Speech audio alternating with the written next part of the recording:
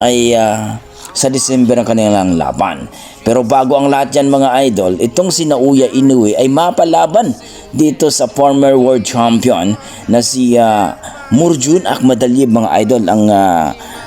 former world champion ng Uzbekistan mga idol, at doon nga sa bansang Japan ang kanilang laban. Pero sa December, ayon sa ating mga pinagkakatiwalang source, ay papalitan daw itong si Nick Ball mga idol, dahil gustong gusto daw nila na itong si Casimero daw talaga ang mapalaban dito kay Naoya Inoue. Kumbaga parang tune up lang daw itong si Casimero mga idol, sapagkat na ay naghahanda itong si Naoya Inoue mga idol dito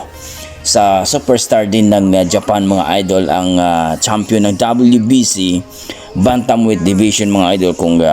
walang iba kundi si Junto Nakatani mga idol. So